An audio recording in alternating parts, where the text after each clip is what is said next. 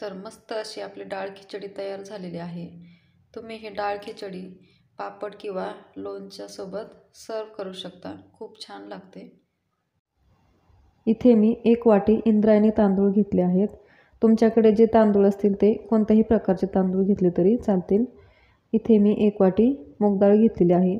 जर तुम्हाला मूग डाळीच्या ऐवजी तुरीची डाळ वापरायची असेल तरीसुद्धा तुम्ही वापरू शकता, परंतु मूग डाळीची खिचडी छान होते म्हणून शक्यतो मूग डाळ वापरायची। आता हे आपण स्वच्छ पाण्याने धुवून घेऊया। तर इथे मी डाळ आणि तांदूळ स्वच्छ पाण्याने धुवून घेतलेले आहेत। आता हे आपण कुकरमध्ये टाकूया। तर इथे मी पाणी टाकलेलं आहे। डाळ आणि तांदूळ मिळून 2 वाट्या झाल्या होत्या, त्याच्या 3 पट म्हणजे 6 वाट्या आपण हे ते पाणी टाकलेलं आहे। याच्यामध्ये थोडीशी हळद टाकूया,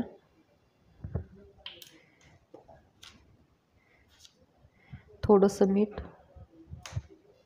हे व्यवस्थित मिक्स करून घ्यायचं आणि याला आता आपण 3 शिट्ट्या देऊन घेऊया। तर इथे आपलं डाळ भात व्यवस्थित शिजलेला आहे। आता आपण याला फोडणी देऊया। तेल गरम झालेलं आहे, यामध्ये टाकूया थोडीशी जिरे, थोडीशी मोहरी, थोडासा कांदा टाकूया। एक मोठा कांदा चिरून घेतला आपण।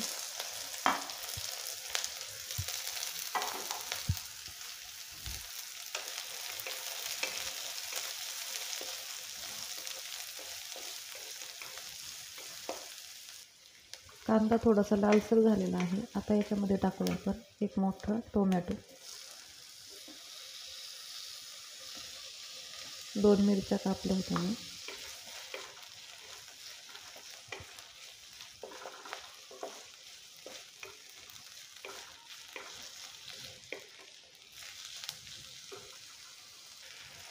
थोडीशी आलं लसूण पेस्ट, 3-4 कढीपत्त्याची पानं आहेत, चिरून टाकले ते पहा अशा पद्धतीने। कांदा आणि टोमॅटो व्यवस्थित परतलेला आहे। आता आपण टाकूया याच्यामध्ये थोडीशी हळद,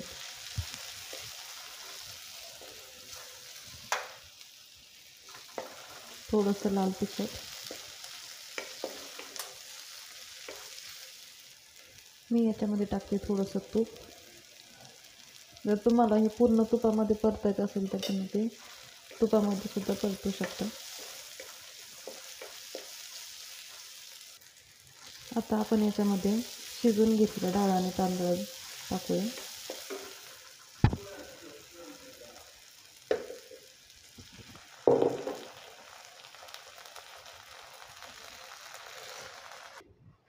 याच्यामध्ये आपण आता थोडंसं पाणी टाकूया, थोडंसं पातळ करूया।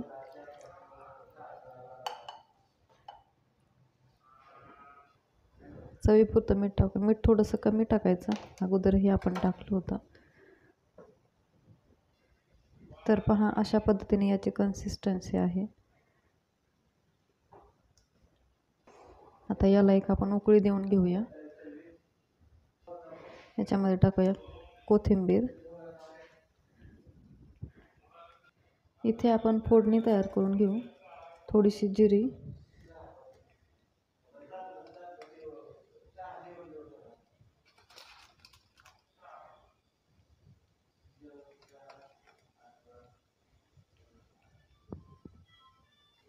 थोडीशी लाल मिरची,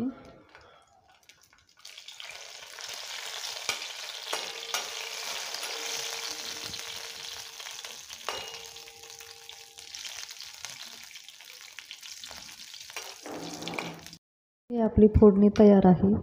जर तुम्हाला याच्यामध्ये लाल मिरची टाकायची असेल तर तुम्ही टाकू शकता, परंतु लहान मुलांना जर खायचं असेल तर नाही टाकली तरी चालेल।